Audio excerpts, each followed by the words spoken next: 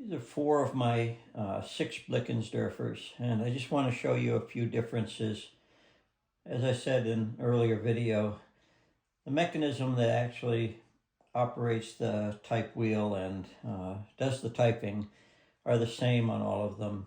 The only difference really is the escapement that moves the carriage along. This is my 1896 that I just finished restoring, and that one has a very simplified escapement, which I'll show some close-ups of. But other than that, from the front, they're functionally the same. Larger space bar on the number 7 here, but if you look here, it's still the same. They just added this framework around it to make it probably easier to use. This one also has a separate lever that you can use to return your carriage and advance at the same time, or you can just advance the paper, or you can just release the bail back there, or the space bar, and it's all the same. But this is kind of a nice feature. It does fold up for going in its case. The later ones all had this paper tray. It's basically just a piece of wire that goes into a couple of holes on those frames that push that pressure roller up into position. The 1896, I know some of them back then did have that, but that one has no holes and no provisions in either the upright frames here or in the frames that push that pressure roller into place. So that is a difference. But the keys, the key lengths, they're all interchangeable. This one has a QWERTY keyboard, so this one has 10 characters up in the first row, where these only have 8. And but still, the comb and the frames is still the same number of characters. The keys themselves are different because of that arrangement, because the shorter lengths are up top, of course, so they are slightly different. This machine here has a folding ink frame, so that it could go into its case, a smaller case. It's kind of a nice feature, and I think it adds to the looks. Where you have the scale up here on this number 7, and you have what's called a tabulator here. I won't explain that. This is a simplified tabulator, but it's so that you can do columns and things like that.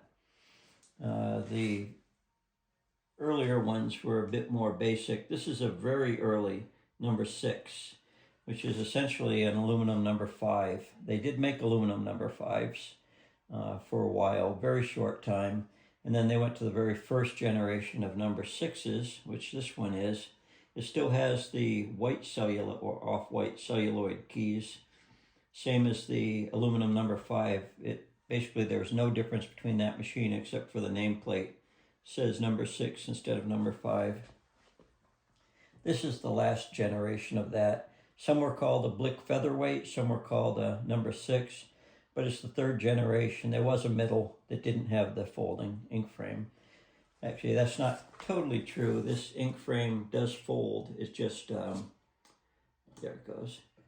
It just doesn't fold the same way. Until this time, none of the ink frames folded down for going in their case. And the earlier machines, the bell here is actually the thumb wheel. So it's the earlier ones had a bit of a knurl on there. They got rid of that quickly. I'm not sure why. And the earlier ones had this stamped metal piece that's knurled also for using your thumb wheel, where this one has a plastic thumb knob, and they stayed with that afterwards. This is a 1902 machine, 1896 or 7, 1910, and 1914, which is pretty much the end of the evolution of these machines. So anyway, from the front, they're all very similar. This machine here has a lever for advancing the paper only, but it also has a second lever behind it that pushes it, advances the paper, and pushes the carriage release bail, so you can do it all in one motion. This one's a little more elegant and probably quite a bit more expensive, but they both work quite well. On this machine, on the end here, you'll see this little arm that you can flip up and down. That's for the carriage, basically the left margin setting. And on this one, there's this little part that you depress, and you can move this framework back and forth to change your left-hand margin. It has much more range than the basically 3-position on the earlier machines, and it also has closer increments, so you can get it almost where you want it. Just very small increments. So that's kind of a nice feature.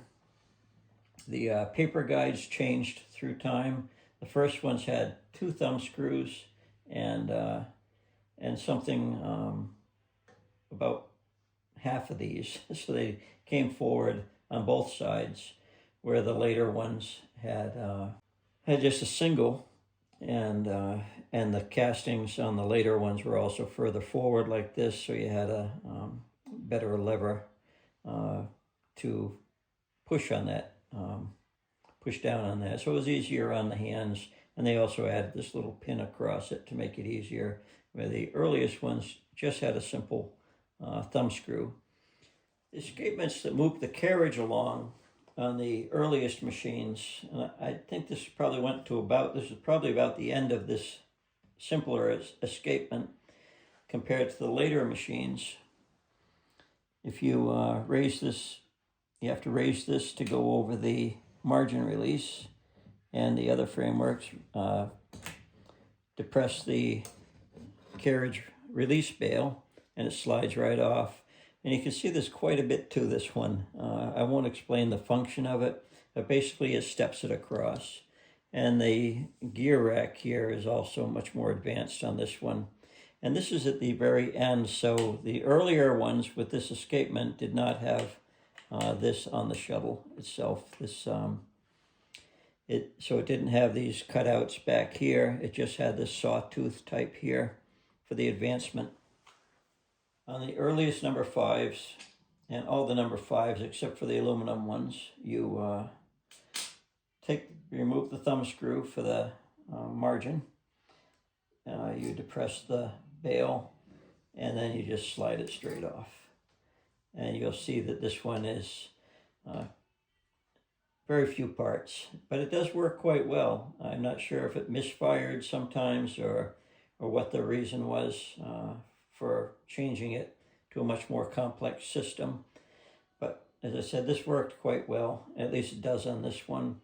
And the carriage itself, the ways basically ride in some grooved surfaces here, and they ride on a few bearing surfaces to keep everything working properly. Oops. One last feature I just wanted to point out is that this little hook-shaped piece here is designed to lock onto the period sign, and that basically stops your keys from working. And that's for, when you're transporting it or whatever. What you don't want to do is leave that in this position where your key will hit it. You want to swing it out of the way when you're not transporting your machine. And anyway, I just didn't want anyone to damage their equipment by leaving it there or wonder what's going on. So basically the period goes down, you swing it over, and it hooks it right in. It just deactivates everything. And like I said, make sure that you have it in that position so that it doesn't get hit when you don't want it to be hit. So I guess we're done. I apologize for any shaky camera or raspy voice. I'm not used to doing this, and this was just done because I thought there may be a need for it. I could be wrong, but anyway, I hope at least someone will find this useful. And best of luck with your machines, and I will post this on YouTube. And of course, you can, in the comments section, you can ask me questions. I won't be monitoring it all the time, but I'll try to refer back to it, and I'll try to address any questions that I see, and hopefully I can help. Well, thank you very much for watching.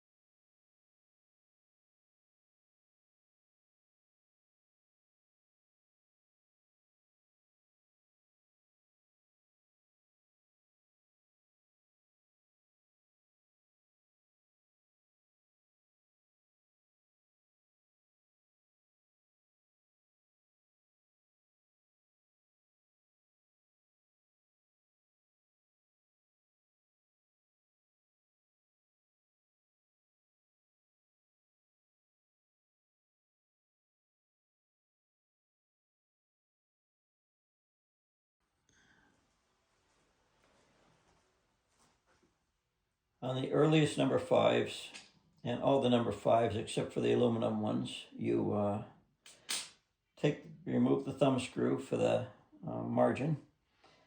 You depress the bail, and then you just slide it straight off. And you'll see that this one is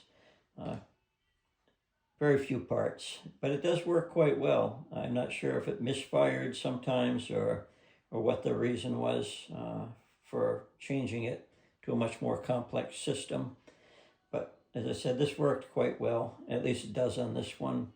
And the carriage itself, the ways basically ride in some grooved surfaces here, and they ride on a few bearing surfaces to keep everything working properly. Oops. So